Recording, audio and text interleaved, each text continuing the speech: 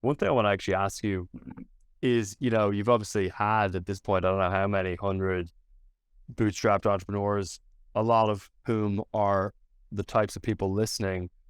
I don't want to ask you a cheesy, Yeah. what have you seen that make them successful question, but instead I actually want to ask you, what have you seen amidst the nicest, happiest, most fulfilled in the group? What seems to be common to the people who are just happiest with their entrepreneurial journey? The ones who have products or services that they love to do. So the people who got into business because it was a good business are generally miserable, I found.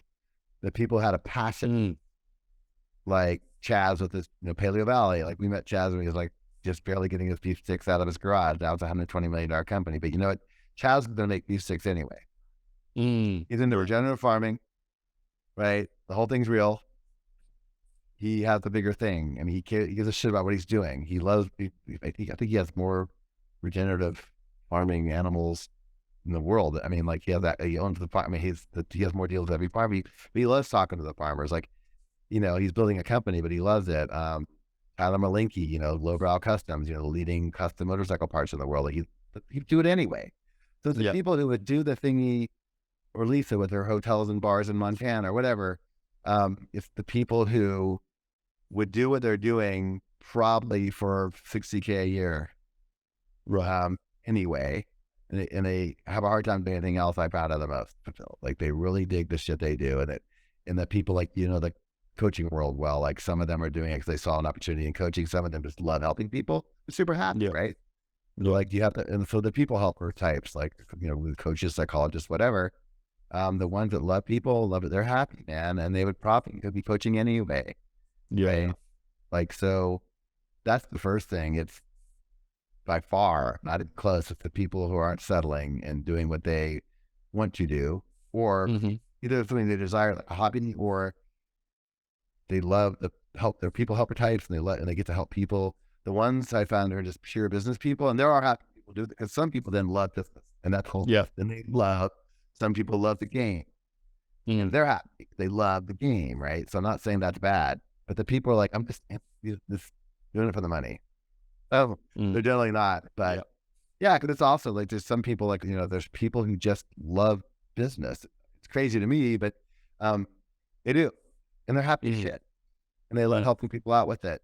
You can tell they love it when they just can't stop giving business advice, right? The type. They're happy, man. So that's their passion. That's awesome, and we have a couple of those, and they're great. All they can do is help people with business, and they're not consultants. They've made a lot of money, and they're just like there. It's the people who love it anyway, who would talk about it anyway. That makes total sense.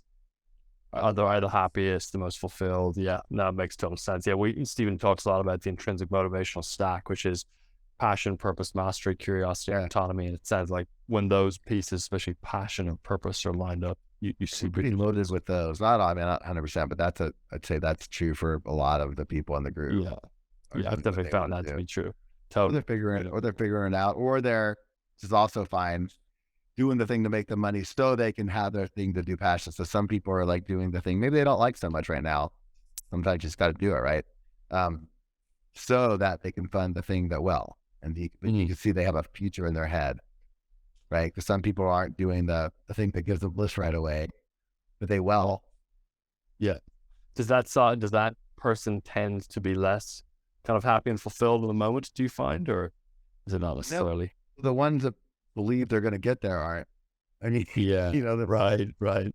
That's interesting. So the conviction. We have those too. Like I said, we have all levels. So like there's people there who I know aren't doing the thing they're going to die, grow old doing. Right. They'll grow old doing what they're going to do. Right. They will grow old doing the thing they're going to do.